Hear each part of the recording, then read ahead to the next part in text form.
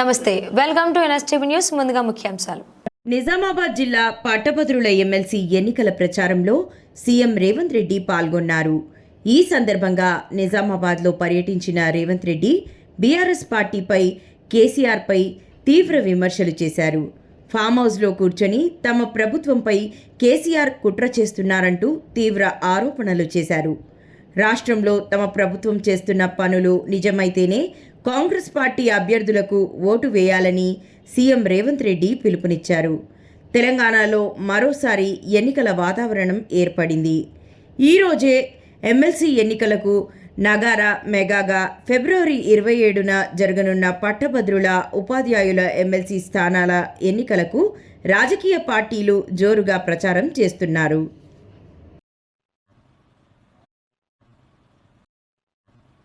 ఇదా కిషన్ రెడ్డి నీ నీతి? ఇదేనా నువ్వు తెలంగాణకు చేసిన సాయము? ఎప్పట్లోగా నువ్వు మెట్రో రైలుకు అనుమతి తెస్తావు? ఎప్పట్లోగా మూసీకి నిధులు తెస్తావు? ఎప్పట్లోగా రీజనల్ రింగ్ రోడ్డును అనుమతిస్తావు? ఎప్పట్లోగా పాలమూరు రంగారెడ్డి ఎత్తిపోతలకు నీటి కేటాయింపులు తీసుకొస్తావు? నేను అడుగుతున్న కిషన్ రెడ్డిని, ఇవేవి లేకుండా మా పట్టభద్రుల ఓట్లు అడుగుతావా నువ్వు? నీకేం అర్హత ఉందని నేను అడుగుతున్నా. ఇవాళ నీకు అర్హత ఏముంది ఓట్లు అడగడానికి?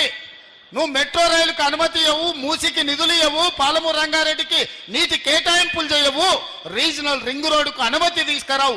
ఏది తీసుకురాని దద్దమ్మ కిషన్ రెడ్డి, నీకు ఓట్లు అడిగే అధికారం ఎక్కడిది తెలంగాణ రాష్ట్రంలో అని నేను అడుగుతున్న మిత్రులారా. ఇవాళ గుండెల మీద చేసుకొని ఆలోచన చేయండి. ఈ తెలంగాణను అభివృద్ధి చేసేది, ఈ తెలంగాణ ఆత్మగౌరవం నిలబెట్టేది కాంగ్రెస్ పార్టీ కాదా? మీరు ఆలోచన చేయండి. మీ సోదరుడుగా, మీ వాడిగా 10 నెలల్లో ఒక్క రోజైనా సెలవు తీసుకున్నానా? ఒక్క రోజైనా ఈ సమస్యల్ని వదిలి పక్కన కూర్చున్నానా? 2023 డిసెంబర్ 7 నాడు బాధ్యత తీసుకున్న నేను ఈ రోజు వరకు ఒక్క గంటన్న ఎప్పుడైనా సెలవు తీసుకున్నానా? ఎప్పుడైనా పని చేయకుండా ఊరుకున్నానా? మీకోసం ఎన్నో ఏళ్ళ నుంచి పెండింగ్ ఉన్న బీసీ కులగణన, మాదిగ ఉపకులాల వర్గీకరణ, రైతు రుణమాఫీ లాంటి సమస్యలను, నిరుద్యోగ సమస్యల్ని పరిష్కరించడానికి నేను నిరంతరం పనిచేస్తున్న మిత్రులారా.